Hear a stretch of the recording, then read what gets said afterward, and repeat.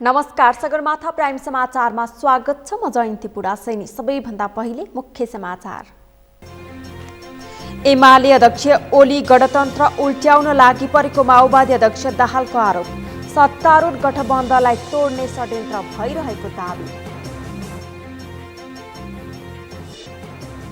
सत्तारूढ 5 दलीय गठबन्धन प्रतिगामी र प्रतिक्रियावादीको समूह भएको एमाले अध्यक्ष ओलीको आरोप।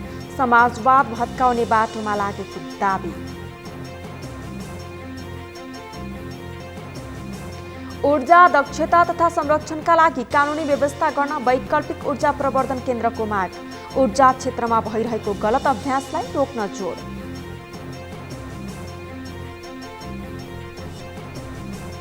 जलवायु परिवर्तन सम्बन्धी पक्ष राष्ट्रहरूको 26औं सम्मेलन सुरु।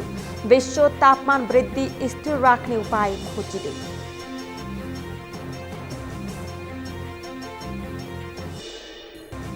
र नेपालको T20 वरियतामा सुधार। अन्तर्राष्ट्रिय क्रिकेट परिषद आइसिसीद्वारा प्रकाशित सूची अनुसार नेपाल 13औं स्थानमा उभियो।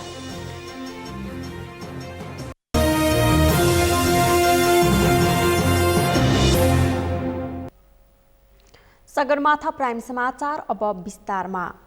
नेपालमा गणतन्त्र आएपछि राजनीतिक दलहरूबीच यसको जस लिन प्रतिस्पर्धा नै चल्यो, जुन अहिलेसम्म पनि कायमै छ।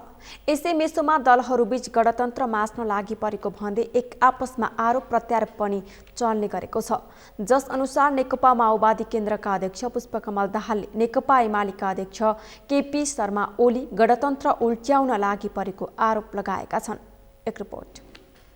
सोमबार कीर्तिपुरमा आयोजित शुभकामना आदान प्रदान कार्यक्रममा नेकपा माओवादी केन्द्रका अध्यक्ष दाहालले नेकपा एमालेका अध्यक्ष केपी शर्मा ओली गणतन्त्र उल्ट्याउन लागि परेको आरोप लगाएका छन्। उनले माओवादी शिथिल हुँदा, कार्यव्यस्ततामा हुँदा प्रतिगमनकारी शक्तिले गणतन्त्र नै सक्न लागि परेको आरोप लगाएका हुन्।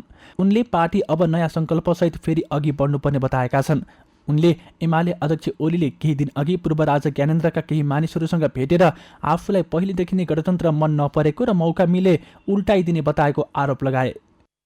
भित्र उनी के भन्छन् भनेर केपी ओली प्रवृत्ति भन्छौँ नि हामी गत सालदेखि हामी एउटा नयाँ खालको कम्युनिस्ट नामधारी प्रतिक्रियावादी प्रतिक्रान्तिकारीका विरुद्ध लड्न बाध्य भइयो हामी।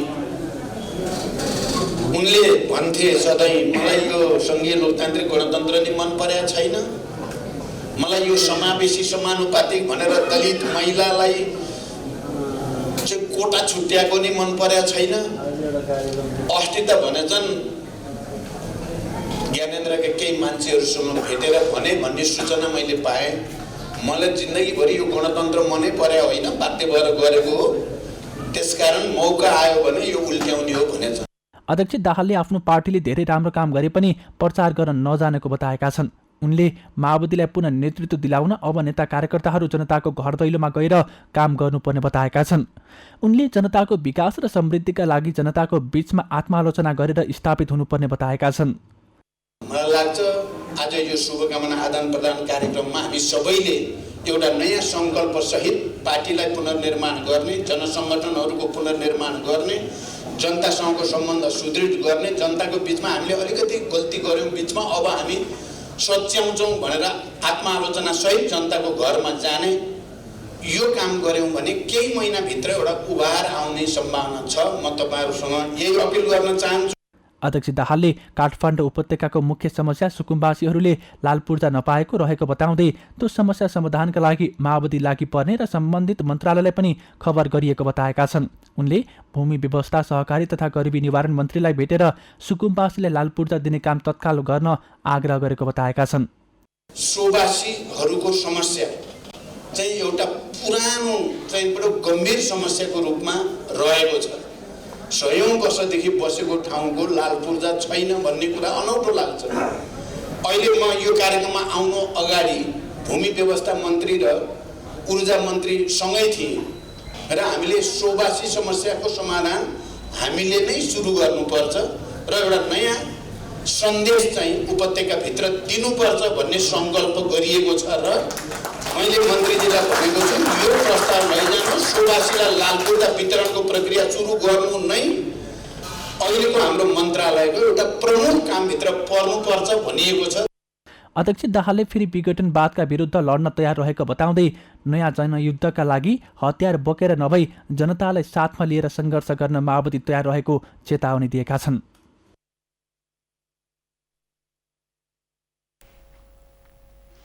नेकपा माओवादी केन्द्रका अध्यक्ष पुष्पकमल दाहालले सत्तारूढ गठबन्धनलाई तोड्ने षड्यन्त्र भइरहेको बताउनु भएको छ।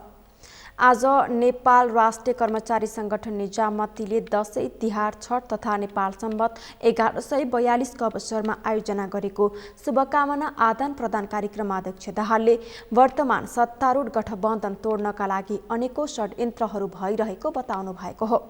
गठबन्धनलाई भत्काएर प्रतिक्रियावादी गठबन्धन बनाउने कसरत भएको उहाँले बताउनुभयो। गठबन्धनभित्र वैचारिक र राजनीतिक रूपले कमजोर पात्रलाई प्रयोग गर्नका लागि खोजी भइरहेको पनि उहाँले जिकिर गर्नुभयो। वैदेशिक शक्तिहरू गठबन्धन कमजोर पार्ने उपायको खोजीमा लागिरहेको पनि उहाँले बताउनुभयो। निर्वाचन सबभन्दा पहिला 19 जनाको निर्वाचन हुँदैछ, त्यसपछि स्थानीय निर्वाचनको कुरा छ, त्यसपछि प्रदेश सङ्घको निर्वाचन। यद्यपि निर्वाचन प्रक्रिया कसरी अगाडि बढाउने भन्ने बारेमा छलफल राजनीतिक तहमा चलिराखेको छ र निर्वाचन आयोगसँग पनि राजनीतिक नेतृत्वको छलफल अझ पुरा हुन बाँकी नै छ। यसमा एउटा त सक्यो भने सबभन्दा राम्रो राज्यलाई कम भार पर्ने, जनतालाई कम दुःख हुने भनेको तीनै तहको निर्वाचन एकैचोटि गर्ने, चरण बरु क्षेत्र प्रदेश अनुसार चरण चरण गरेर गर्ने, 3 चरण गर्ने, काउन्टिङ चाहिँ एकैचोटि गर्ने गर्यो भने चाहिँ त्यो धेरै चलखेल षड्यन्त्र पनि हुन नपाउने, चाहिँ धेरै आर्थिक बोझ पनि राज्यको कम हुने, राजनीतिक दलहरूलाई पनि सजिलो हुने हो कि भन्ने एउटा विचार छ। अध्यक्ष दाहालले तीनै तहको निर्वाचन एकै पटक गर्न सकिन्छ कि भनेर छलफल चलिरहेको बताउनुभयो। तीनै तहको चुनाव एकै पटक गर्न सके चलखेल र षड्यन्त्र हुन नपाउने भन्दै उहाँले राज्यलाई आर्थिक बोझ पनि कम हुने बताउनुभयो। उहाँले पहिले सङ्घको निर्वाचन गराएर मात्रै स्थानीय तहको निर्वाचन गर्ने विचारहरू पनि छलफलमा आएको जानकारी दिनुभयो।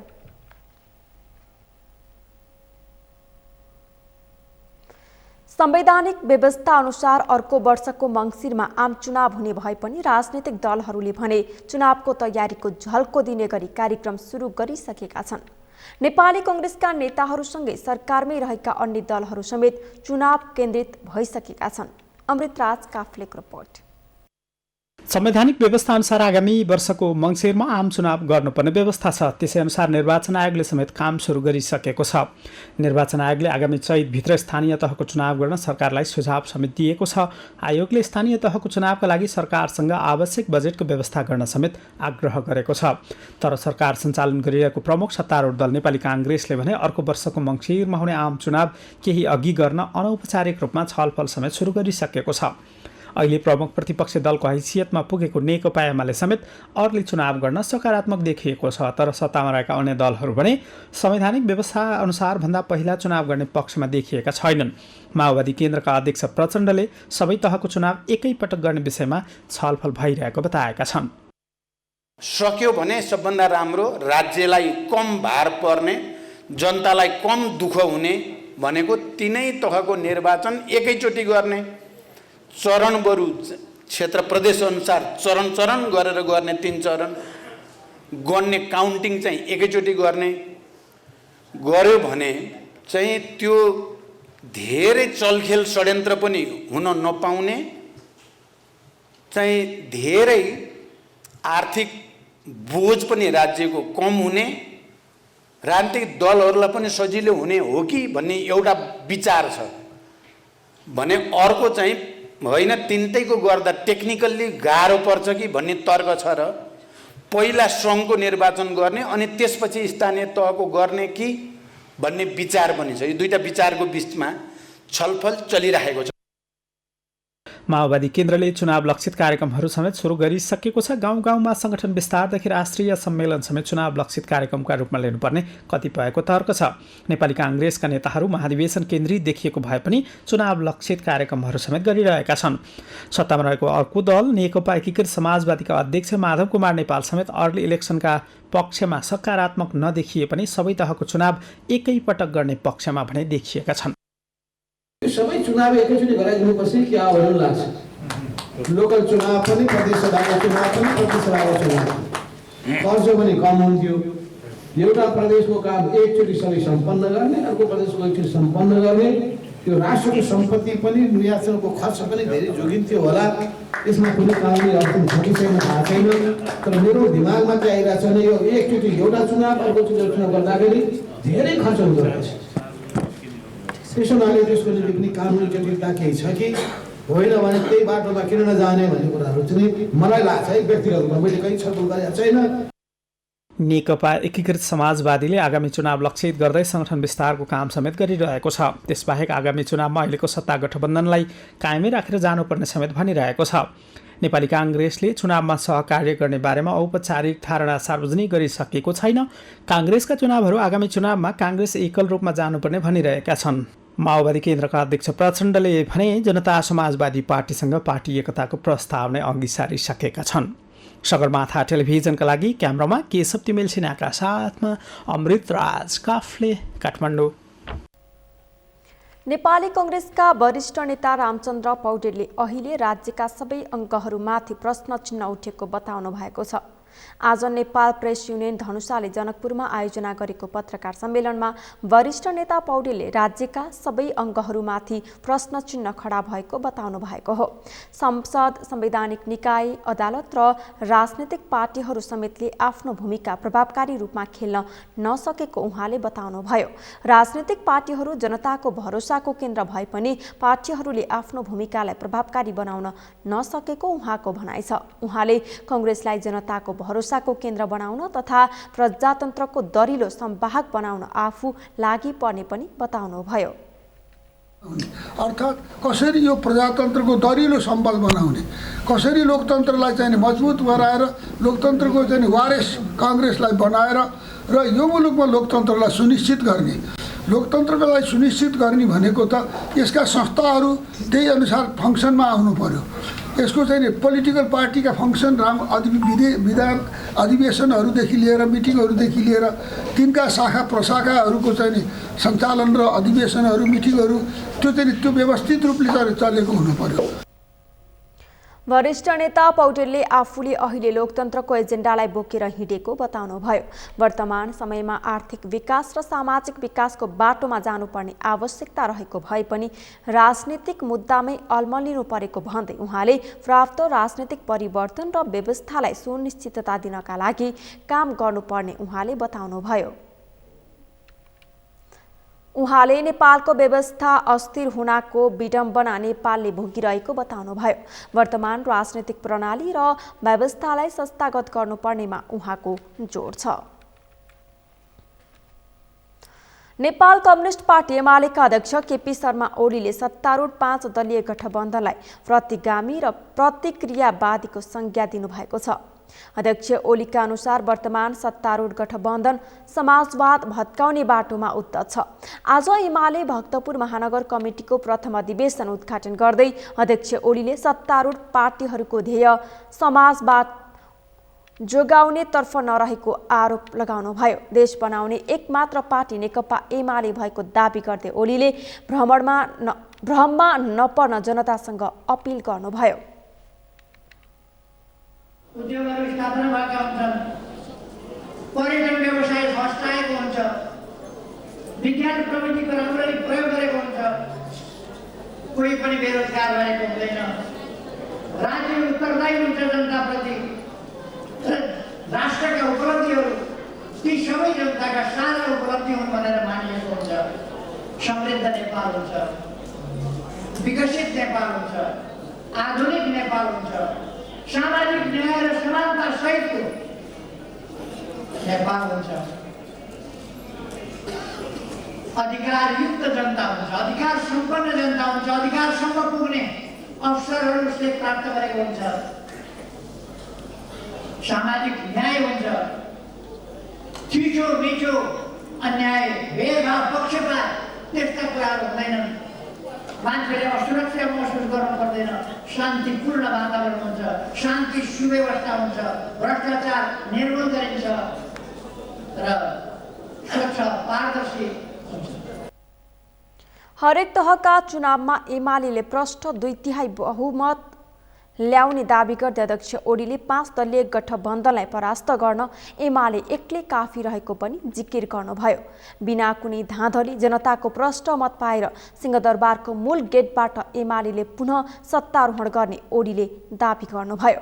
नेकपा माओवादी केन्द्रतर्फ संकेत गर्दै अध्यक्ष ओलीले आसन्न चुनावमा मतपत्र च्यातेरै भए पनि जित्ने सपना नदेख्न चेतावनी दिनुभयो।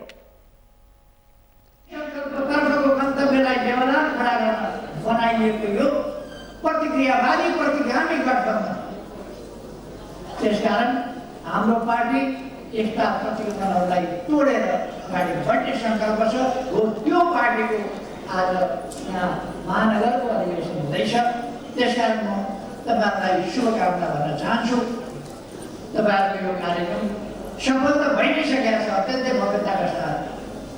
अब तपाईँहरूले आफ्ना भावी योजनाहरू कसरी नगरलाई कसरी प्रभावशाली ढङ्गले अगाडि बढाउने, कसरी नेकपा एमालेको सम्पूर्ण रूपमा वर्चस्व कायम गर्ने। चितवनमा महाधिवेशन गरेर एमाले प्रचण्डलाई लखेट्न खोज्यो भने चर्चाको अध्यक्ष ओलीले खण्डन गर्नुभयो। सम्बोधनका दौरान ओलीले नेकपा एकीकृत समाजवादी पार्टीको पनि चर्को आलोचना गर्नुभएको थियो। प्रमुख प्रतिपक्षी दल नेकपा एमालेका महासचिव ईश्वर पोखरेलले आगामी निर्वाचनमा एमालेसँग एकल प्रतिस्पर्धा गरेर देखाउन सत्तारूढ गठबन्धनलाई चुनौती दिनुभएको छ। आज नेकपा एमाले काठमाडौँ क्षेत्र नम्बर 5 को बधाई तथा शुभकामना कार्यक्रममा महासचिव पोखरेलले आगामी निर्वाचनमा एमालेसँग एकल प्रतिस्पर्धा गरेर देखाउन सत्तारूढ गठबन्धनलाई चुनौती दिनुभएको हो। उहाँले एमाले विरुद्ध अहिले एउटा गठबन्धन तयार रहेको बताउँदै उक्त गठबन्धनले संविधान र कानूनलाई ठाडो उल्लङ्घन गरिरहेको आरोप समेत लगाउनुभयो। महासचिव पोखरेलले सत्तारूढ गठबन्धनले राजनीतिक अस्थिरता पैदा गरेको, विकास निर्माणका कामलाई रोकेको र कानूनलाई ठाडो उल्लङ्घन गरेको बताउनुभयो। उहाँले अहिलेको गठबन्धन सरकार विदेशीको अघि घुँडा टेक्न समेत पछि नपरेको दाबी गर्नुभयो। 300, 400, पौने 400 जति अस्पतालहरू जसको शिलान्यास भइसकेको थियो, जसको टेन्डर लागिसकेको थियो, ती अस्पतालहरूलाई अहिले निर्माण गर्ने कुरामा रोकेको छ। रणनीतिक महत्त्वका 1400 भन्दा बेसी सडकहरू जसको काम प्रारम्भ भएको थियो, ती सबै रोकिएको छ र सामाजिक सुरक्षासित सम्बन्धित जे हामीले प्रारम्भ गरेका थियौँ ती कामहरूलाई रोकेको छ। यति बेला यो सरकार, अहिलेको गठबन्धनको सरकार, मैले अघि भने संविधान र कानुनको विपरीत, मूल्य मान्यताको विपरीत, राष्ट्रिय हितको विपरीत, विदेशीहरूको सामुन्नेमा घुँडा टेक्न पनि लाज नमान्ने गरी यसरी प्रस्तुत भएको छ। विकास निर्माणका कामहरूलाई अवरोध गर्ने कुरा गरेको छ। हामी त्यसको घोर निन्दा र भर्त्सना गर्दछौँ। महासचिव पोखरेलले पार्टीको 10औं राष्ट्रिय महाधिवेशनमा विदेशी पार्टीहरूलाई बोलाएको र लगभग 5 लाख जनताको उपस्थितिमा महाधिवेशनको उद्घाटन गर्ने बताउनुभयो। उहाँले देशवासीको नाममा नेकपा एमाले विगतको भन्दा सशक्त ढङ्गले अघि बढ्ने बताउँदै मुलुकलाई नयाँ सङ्कल्पसहित अघि बढाउने योजनामा रहेको बताउनुभयो।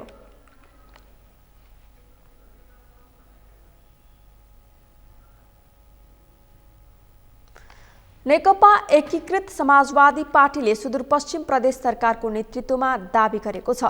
सुदूरपश्चिम प्रदेश सभाको ठूलो दल एकीकृत समाजवादीको प्रदेश कमिटी बैठकले प्रदेश सरकारको नेतृत्वमा दाबी गर्ने निर्णय गरेको हो। प्रदेशको ठूलो दलका हैसियतले सरकारको नेतृत्व गर्नुपर्ने माग पार्टीको केन्द्रीय कमिटीलाई गरेको छ। विभिन्न प्रदेशमा भागबण्डा भइसके पनि केही प्रदेशमा भएको आलो पालो सरकार चलाउने सहमति चाहिँ सुदूरपश्चिममा समाजवादीले नेतृत्व पाउनुपर्ने पार्टीको तर्क छ। कैलालीबाट दिनेश विष्टको रिपोर्ट। नेकपा एमालेका उपाध्यक्ष भीम रावलको पकड रहेको सुदूरपश्चिममा उनी विरुद्धमै उत्रेर नेकपा एकीकृत समाजवादीको पक्षमा 14 जना प्रदेशसभा सदस्यले शनाखत गरेका थिए। प्रदेशसभामा सबैभन्दा ठूलो दल 4 मन्त्री 3 राज्यमन्त्री सहित सरकारमा छ। दोस्रो रहेको माओवादीको नेतृत्वमा यहाँको सरकार सञ्चालन भइरहेको छ। नेकपा एकीकृत समाजवादीले सुदूरपश्चिम सरकारको नेतृत्व गर्नुपर्ने आवाज उठिरहेको बेला प्रदेश कमिटीले निर्णय नै गरेर केन्द्र पार्टीसँग सरकारको नेतृत्व गर्नुपर्ने माग गरेको छ। धनगढीमा सम्पन्न प्रदेश कमिटी बैठकले प्रदेश सरकारको नेतृत्वका लागि केन्द्रीय कमिटीलाई अनुरोध गर्ने निर्णय गरेको हो। प्रदेश सभामा सबैभन्दा ठूलो दलको हैसियतले सरकारको नेतृत्व गर्नुपर्ने विषयमा बैठकमा छलफल भएको हो। आन्तरिक रूपले अब अहिले जहाँ जसको मुख्यमन्त्रीहरू छ त्यहाँ चाहिँ केही समयपछि मुख्यमन्त्री परिवर्तन हुने भन्ने खालको आन्तरिक सहमति रहेको कुरा त यहाँलाई थाहा नै छँदैछ होइन। त्यस कारणले आलो पालो हुन्छ। अब गठबन्धनमा के समझदारी बन्छ त्यही अनुसार यहाँको सरकार अगाडि बढ्छ। अलिकति खुलाएर भन्नु मिल्छ जस्तो लुम्बिनी प्रदेशमा अथवा कर्णाली प्रदेशमा आलो पालो चाहिँ कसरी मिल्न सक्छ अथवा त्यो विषयमा छलफल हुन्छ? मैले यहाँलाई भनिसकेँ नि, यसको निर्णयकर्ता सुदूरपश्चिम कमिटी होइन पार्टीको, यसको निर्णयकर्ता भनेको केन्द्रीय कमिटी नै हो होइन। यदि मतलब त्यहाँ हिजो के सहमति भएका थिए त्यही सहमतिहरू कार्यान्वयन भइरहेका छ कि छैनन् देखि लिएर अब आगामी दिनमा चाहिँ गठबन्धन सरकारलाई कसरी अगाडि बढाउने, भागबन्डा कसरी गर्ने, यो सबै कुराको निर्णयकर्ता केन्द्र नै हो हाम्रो पार्टीको होइन। यस्तै धनगढीमा सम्पन्न पार्टीको प्रदेश कमिटी बैठकले पार्टीलाई बलियो बनाएर जाने निर्णय गरेको छ। प्रदेश कमिटीलाई पूर्णता दिएको पार्टीले आफ्नो पक्षमा युवाहरूको जनलहर रहेको समेत दाबी गरेको छ। जनता सत्य र निष्ठाको पक्षमा रहेको दाबी गर्दै एकीकृत समाजवादी पार्टी सुदूरपश्चिममा बलियो बन्ने नेताहरूको भनाइ छ। जनसमुदाय तथा पार्टी क्रान्तिकारी पङ्क्तिहरूलाई हार्दिक आह्वान गर्दछ। देशको सिमाना र सार्वभौम सत्ताको रक्षाको लागि सरकारको प्रभावकारी व्यवस्थापन गर्न साथै उत्तर पश्चिम सिमाना लिम्पियाधुरा लिपुलेक कालापानी लगायत कैलाली कञ्चनपुरको सीमा क्षेत्रमा भारतीय पक्षले अनावश्यक रूपमा सिर्जना गरेको सिमाना विवाद उच्च कूटनैतिक पहलबाट राष्ट्रिय हितमा समाधान गर्न सरकारसँग जोरदार माग गर्छ। एकीकृत समाजवादी पार्टीको समर्थनमा सुदूरपश्चिम प्रदेश सरकारको नेतृत्व अहिले नेकपा माओवादी केन्द्रले गरिरहेको छ। सभामुख बाहेक 51 सदस्यीय प्रदेश सभामा 14 सांसद सहित एकीकृत समाजवादी पार्टी सबैभन्दा ठूलो दल छ। प्रदेश सभामा माओवादी केन्द्रका 13, नेपाली काङ्ग्रेसका 12, एमालेका 10, जनता समाजवादी पार्टी जसपा र लोकतान्त्रिक समाजवादी पार्टी लोसपाका 1-1 जना सांसद रहेका छन्। सगरमाथा टेलिभिजनका लागि कैलालीबाट दिनेश विष्टको रिपोर्ट। प्रधान न्यायाधीश टोलेन्द्र शमशेर जबराको राजीनामा माग गर्दै नेपाल बार एसोसिएसनले आज पनि विरोध प्रदर्शन गरेको छ। प्रधान न्यायाधीश राणाको राजीनामाको माग गर्दै आइतबारदेखि आन्दोलनमा उत्रिएका न्यायाधीश, अधिवक्ता, वरिष्ठ अधिवक्ता, वकिलहरूले आज पनि विरोध प्रदर्शन जारी राखेका हुन्। प्रश्न हो त्यसमा त्यो प्रश्नै हामी स्वीकार गर्दैनौँ। म सहज रूपमा बहिर्गमन होइन, यो वकिलहरूको मात्रै यो चाहिँ प्रदर्शन होइन, न्यायाधीशहरू पनि बहिष्कार गरेको छ। पहिले हेरिदिनुहोस्, न्यायाधीशहरू उहाँसँग सँगै काम गर्नेहरूले किन बहिष्कार गरिरहनु भएको छ बेन्च। पहिले त्यो वकिलहरूको चाहिँ नि विरोध कार्यक्रम भन्दा पनि न्यायाधीशको विरोध कार्यक्रमलाई हेरिदिनुहोस्, त्यो बहिष्कार पनि सँगसँगै भइरहेछ। वकिलबाट पनि भएको छ, न्यायाधीशबाट पनि भएको छ। हो, त्यसरी हेर्नु, त्यसले गम्भीरता बुझिन्छ। त्यस कारण उहाँले चाहिँ नि यो दबावलाई कुनै न कुनै किसिमले निगाह दिनै पर्छ। नेपाल बार एसोसिएसनका उपाध्यक्ष रक्षा बस्यालले प्रधान न्यायाधीशले आफ्नो इजलासमा पेशी नराख्नु राम्रो सुरुवात भएको बताउनुभयो। उहाँले बारले प्रधान न्यायाधीशको राजीनामा मागिसकेकोले अब पछि नहट्ने बताउनुभयो। वातावरणको निम्ति सहज वातावरणमा उहाँले मार्ग प्रशस्त गर्नुहुनेछ भन्ने कुरामा विश्वास गरेका छौँ र उहाँले आज चाहिँ आफ्नो इजलासमा पेशी पनि राख्नु भएको छैन। यसलाई हामीले पोजिटिभली लिएका छौँ। निश्चित रूपले हामी सबैभन्दा पहिला हामीले अहिले जुन चाहिँ असक्षम नेतृत्व उहाँले सम्हाल्न सक्नु भएन, अभिभावकीय भूमिका निर्वाह गर्न सक्नु भएन भन्ने चाहिँ हाम्रो ठम्याइ छ र उहाँले यसमा छोडेर मार्ग प्रशस्त गरिदिनु भएपछि आजको आजै सुधार हुन्छ होइन, हामी न्यायपालिका सुधारका निम्ति हाम्रा जे जति पनि एजेन्डाहरू छन् हामी निरन्तर त्यसका विरुद्धमा लागि पर्छौँ र न्यायालय सुधार र सुदृढीकरण गरेरै छाड्छौँ भन्ने हाम्रो चाहिँ अटोट छ। उपाध्यक्ष बस्यालले प्रधान न्यायाधीशले राजीनामा दिएपछि न्यायपालिकाको सुधारका निम्ति बारले बनाएका एजेन्डाहरू लिएर न्यायपालिकालाई सुधार्न लागि पर्ने बताउनुभयो। सगरमाथा समाचारमा एकैछिन विश्रामपछि ऊर्जा दक्षता तथा संरक्षणका लागि कानुनी व्यवस्था गर्न वैकल्पिक ऊर्जा प्रवर्धन केन्द्रको माग। ऊर्जा क्षेत्रलाई भइरहेको गलत अभ्यासलाई रोक्न जोड। जलवायु परिवर्तन सम्बन्धी पक्ष राष्ट्रहरूको 26औं सम्मेलन सुरु। विश्व तापमान वृद्धि स्थिर राख्ने उपाय खोजिँदै।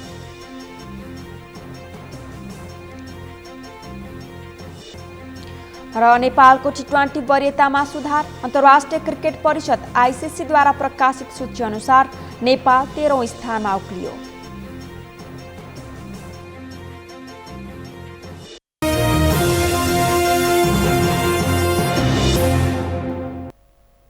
विश्रामपछि पुनः स्वागत छ। अब बाँकी समाचार। राष्ट्रपति विद्यादेवी भण्डारीले जलवायु परिवर्तनमा नेपालको कुनै भूमिका नभए पनि नेपाल त्यसको मारमा परेको बताउनु भएको छ।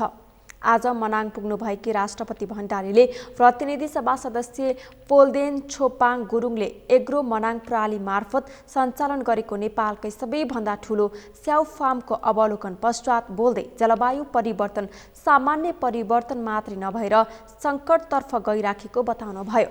जलवायु प्रतिकूल बनाउन नेपालको कुनै पनि भूमिका नरहेको उल्लेख गर्दै उहाँले विश्वका अन्य देशहरूले प्रकृतिको दोहन गरेका कारण भएको जलवायु परिवर्तन को असर भने नेपालले भोग्नु परेको बताउनुभयो। उहाँले हालै बेलायतमा कोप 26 मा भाग लिन प्रधानमन्त्री देउवा पुग्नु भएको भन्दै देउवाले जलवायु परिवर्तनको सम्बन्धमा नेपालको विषयवस्तु उठाउने विश्वास व्यक्त गर्नुभयो।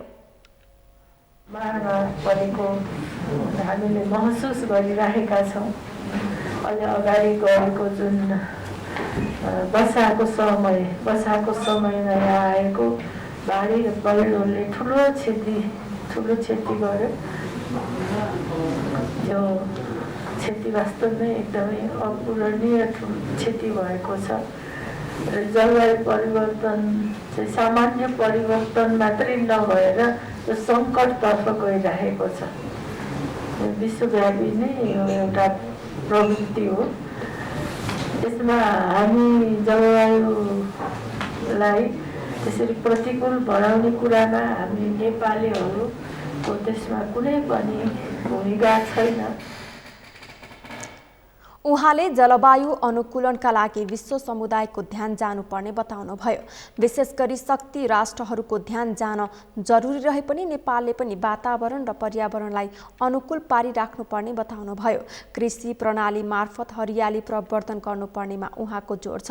राष्ट्रपति भण्डारीले कृषि प्रधान देश भएर पनि किनेर खानुपर्ने अवस्था लज्जाको विषय भएको भन्दै कृषिमा आत्मनिर्भर हुनुपर्ने बताउनुभयो। हाम्रो चाहिँ कर्तव्य हो कृषि प्रधान देश भएर खरिद गरेर खानु। यो वास्तवमा हामीलाई अलिकति लज्जाको विषय हो।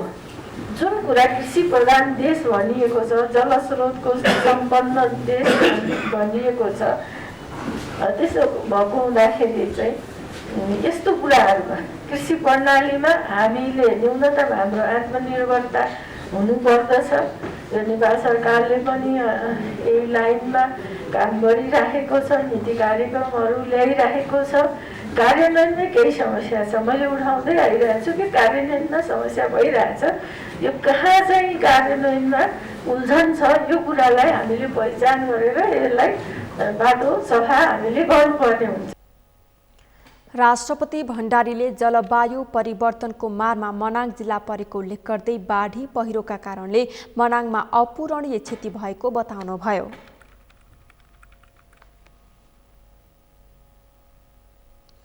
गण्डकी प्रदेशका मुख्यमन्त्री कृष्णचन्द्र नेपाली पोखरेलले प्रदेश सरकार प्रेस स्वतन्त्रताप्रति प्रतिबद्ध रहेको बताउनु भएको छ। मुख्यमन्त्री पोखरेलले संविधानको मूल्य मान्यता विपरीत गएर प्रदेश सरकारले प्रेस स्वतन्त्रता हनन हुन नदिने भन्दै ढुक्क हुन पनि पत्रकारहरूलाई आग्रह गर्नुभयो।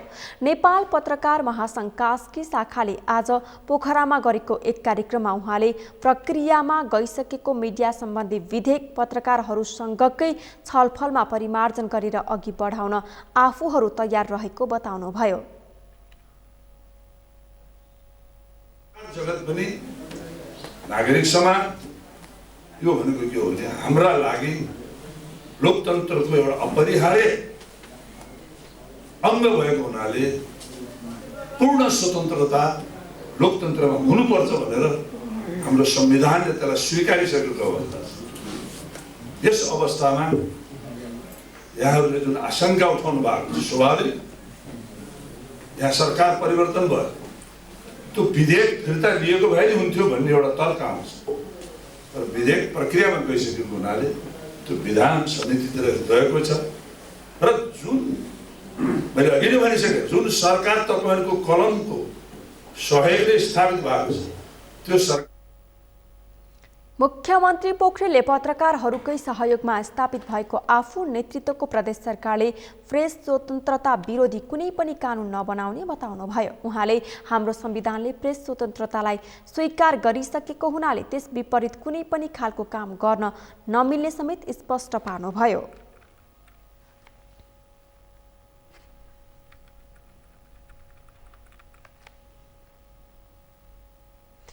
नेपालमा सोमबार 7,468 जनाको PCR परीक्षणमा 441 जनामा संक्रमण पुष्टि भएको छ। त्यस्तै 4,196 जनाको एन्टिजेन विधिबाट गरिएको परीक्षणमा 92 जना संक्रमित भएका छन्। स्वास्थ्य तथा जनसङ्ख्या मन्त्रालयका अनुसार बितेको 24 घण्टामा थप 9 जनाको मृत्यु भएको छ। त्यस्तै 490 जनाले कोरोनालाई जितेका छन्। जीवन राणा भाटको रिपोर्ट। स्वास्थ्य मन्त्रालयले सोमबार अपराह्न सार्वजनिक गरेको विवरण अनुसार नेपालमा थप 533 जना कोरोना संक्रमित थपिएका छन्। देशभरका विभिन्न प्रयोगशालामा गरिएको 7,468 जनाको PCR परीक्षणमा 441 जनामा कोरोना पुष्टि भएको हो। त्यसै गरी 4,196 जनाको एन्टिजेन विधिबाट गरिएको परीक्षणमा 92 जना संक्रमित थपिएका छन्। सोमबार नै सार्वजनिक भएको विवरणमा थप 9 जना कोरोना संक्रमितको मृत्यु भएको छ। यससँगै देशभर कोरोनाबाट ज्यान गुमाउनेको संख्या 11,416 पुगेको छ। सोही अवधिमा थप 490 जना निको भएका छन्। सोमबार नयाँ संक्रमित थपिएसँगै नेपालमा कोरोना संक्रमितको कुल संख्या 9,07,638 पुगेको छ, जसमध्ये हालसम्म 7,92,277 जना संक्रमण मुक्त भएका छन्। मन्त्रालयका अनुसार देशभर 9,318 जना सक्रिय संक्रमित रहेका छन् भने 8,598 जना होम आइसोलेसनमा रहेका छन्। यस्तै 720 जना संस्थागत आइसोलेसनमा छन् भने 241 जना आइसियु र 74 जना भेन्टिलेटरमा उपचाररत रहेका छन्। त्यस्तै 10 वर्ष मुनिका 12 जना बालबालिकामा कोरोना संक्रमण पुष्टि भएको छ भने 11 देखि 20 वर्ष उमेर समूहका 31 जना कोरोना संक्रमित थपिएका छन्। स्वास्थ्य मन्त्रालयका अनुसार सबैभन्दा धेरै काठमाडौँमा 162 जना, ललितपुरमा 50 जना, झापा र रूपन्देहीमा 34 जना, मोरङमा 29 जना, भक्तपुरमा 16 जना, सुनसरीमा 13 जना र कास्कीमा 10 जनामा कोरोना संक्रमण पुष्टि भएको छ। सगरमाथा टेलिभिजनका लागि जीवन राणाबाट काठमाडौँ। तिहारमा फलफुलसँगै बढी प्रयोग हुने खाद्य वस्तु हो मिठाई। व्यवसायीको विश्वास गरेर उपभोक्ताले मिठाई खरिद गर्छन्, तर बजारका अधिकांश मिठाई भने खान अयोग्य पाइएको छ। अझ तौल र मूल्यमा हुने ठगीको कुरै नगरौँ। यति मात्र कहाँ हो र, कतिपय मिठाईको सेवनले त गम्भीर रोग समेत निम्त्याउन सक्ने देखिएको छ। पुष्कर खतिवडाको रिपोर्ट। तिहारमा आफ्ना दाजुभाइलाई दिदीबहिनीले मिठाई खुवाउने र उपहार दिने गर्दछन्, तर दाजुभाइ र दिदीबहिनी बीचको पवित्र सम्बन्धमा मिठाईको आदान प्रदान घातक बन्न सक्छ, किनभने बजारका अधिकांश मिठाई भने उपभोक्ताको स्वास्थ्यमा गम्भीर असर पार्ने देखिएको छ। वाणिज्य आपूर्ति तथा उपभोक्ता संरक्षण विभागको अनुगमनमा मिठाई पसलेले स्वास्थ्यमा नै असर पर्ने गरी मिठाईका नाममा म्याद सकिएको, अखाद्य रङ प्रयोग गरेको, पटक पटक पकाएको तेल प्रयोग गरेको, दूषित मिठाई बेचेको पाइएको छ।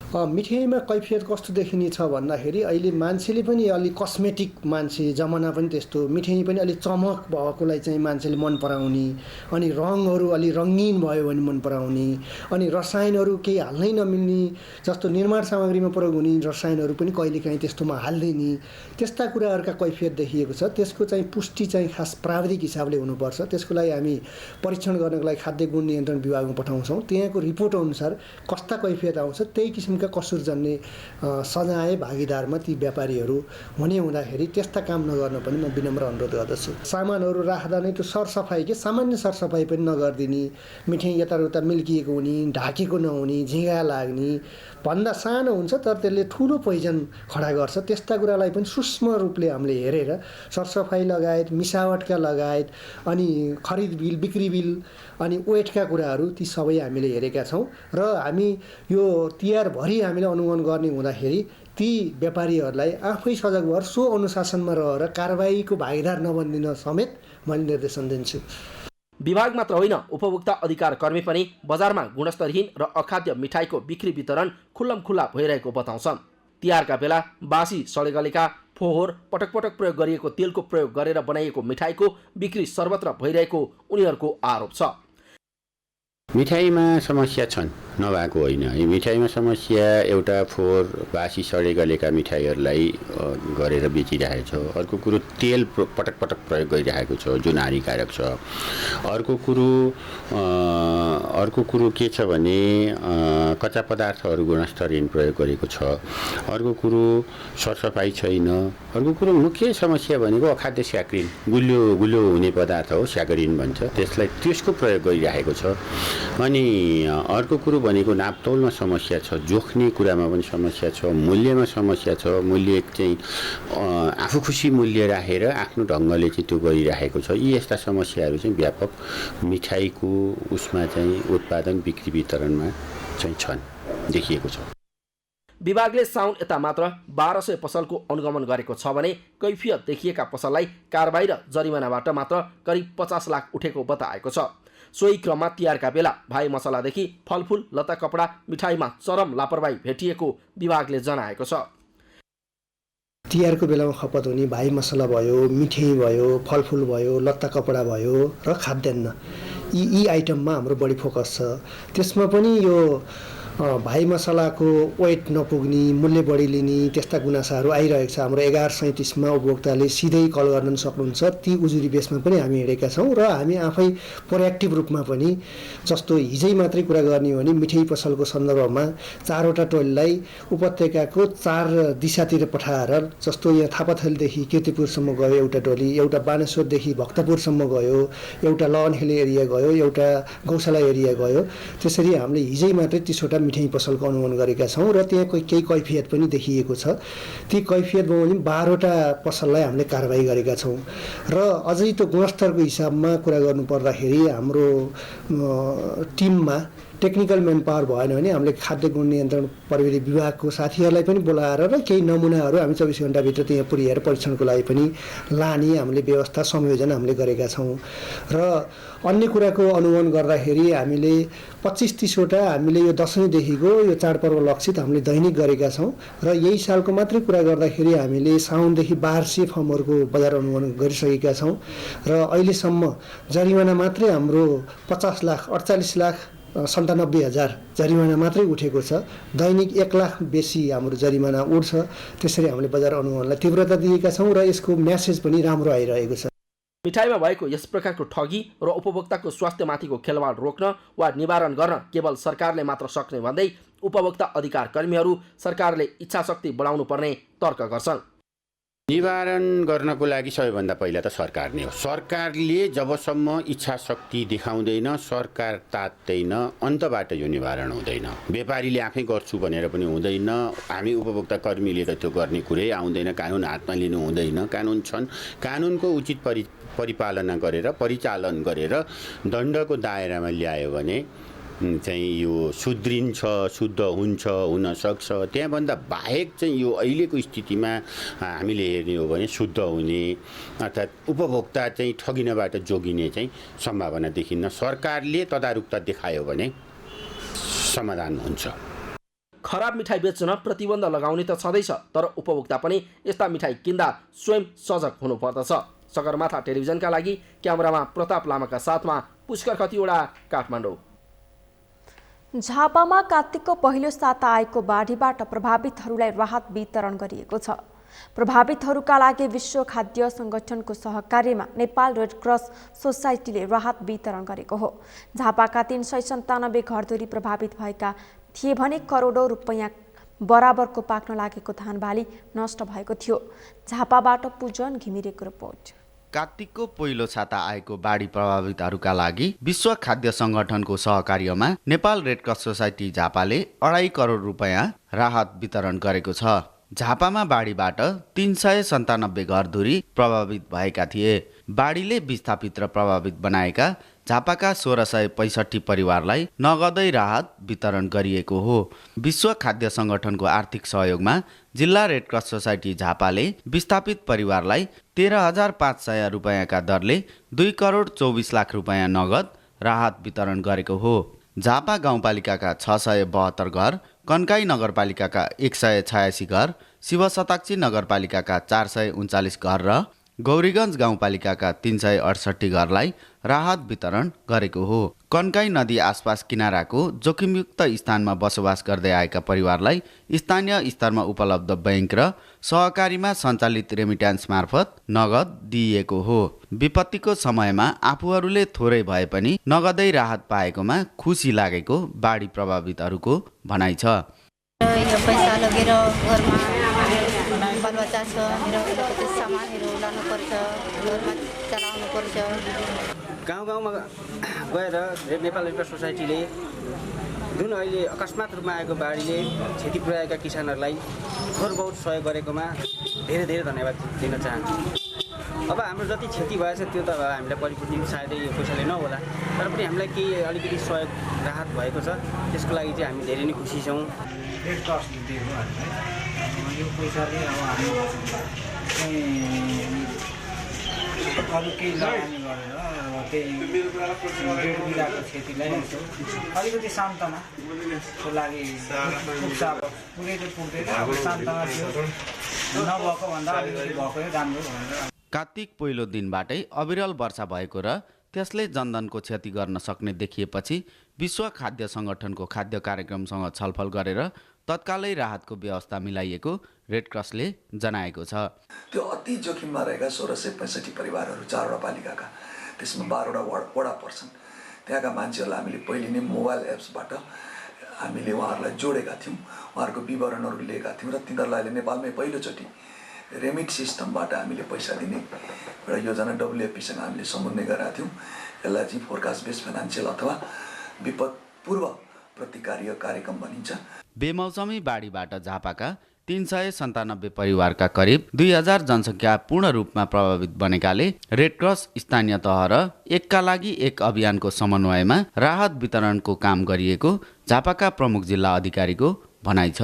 अहिले पछिल्लो क्रममा चाहिँ खास गरी Nepal red cross society Jhapa र WFP विश्व खाद्य कार्यक्रमको सहयोगमा हाम्रो झापाको चाहिँ कन्काई नदीको तटीय क्षेत्रमा बसोबास गर्ने 1665 घरधुरीलाई चाहिँ 13,500 को दरले यो राहत सामग्री चाहिँ उपलब्ध गराइसकेको स्थिति छ। प्राकृतिक विपत्ति जुनसुकै बेला जहाँ पनि आउन सक्ने र त्यसले ठुलो जनधनको क्षति गर्न सक्छ। यस्तो समयमा तत्कालै उद्धार, राहत र पुनर्स्थापनाको काम हुनु आवश्यक छ। सरकारी निकायले भने अहिलेसम्म पनि तथ्याङ्क सङ्कलनको काम मात्रै गरेको छ। सगरमाथा टेलिभिजनका लागि पूजन घिमिरे, झापा। सगरमाथा समाचारमा एकैछिन विश्रामपछि जलवायु परिवर्तन सम्बन्धी पक्ष राष्ट्रहरूको 26औं सम्मेलन सुरु, विश्व तापमान वृद्धि स्थिर राख्ने उपाय खोजिँदै।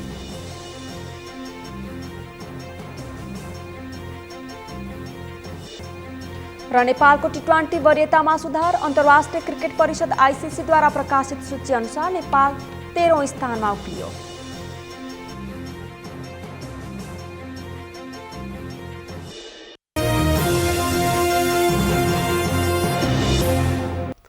अब पालो अर्थ समाचारको।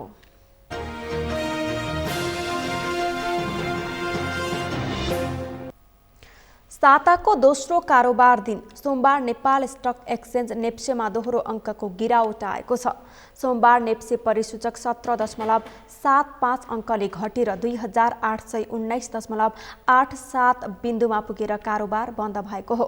226 कम्पनीले 13 करोड 4,03,312 किता सेयर खरिद बिक्री गर्दा कुल 7 अर्ब 77 करोड 75 लाख बराबरको कारोबार भएर कारोबार रकममा भने सुधार आएको छ। सोमबार सबैभन्दा धेरै कारोबार गर्नेमा महालक्ष्मी विकास बैंक लिमिटेड रहेको छ। समाचारको अन्त्यमा मुख्य समाचार फेरि एकपटक। एमाले अध्यक्ष ओली गणतन्त्र उल्ट्याउन लागि परेको माओवादी अध्यक्ष दाहालको आरोप। सत्तारूढ गठबन्धनलाई तोड्ने षड्यन्त्र भइरहेको दाबी।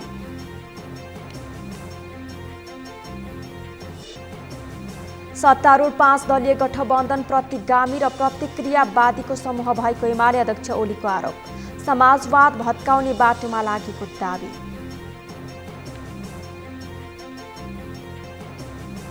ऊर्जा दक्षता तथा संरक्षणका लागि कानुनी व्यवस्था गर्न वैकल्पिक ऊर्जा प्रवर्धन केन्द्रको माग। ऊर्जा क्षेत्रमा भइरहेको गलत अभ्यासलाई रोक्न जोड।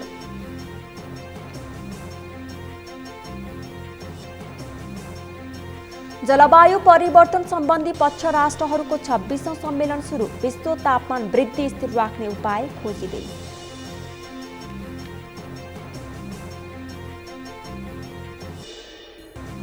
र नेपालको T20 वरियतामा सुधार। अन्तर्राष्ट्रिय क्रिकेट परिषद आइसिसीद्वारा प्रकाशित सूची अनुसार नेपाल 13औं स्थानमा उक्लियो।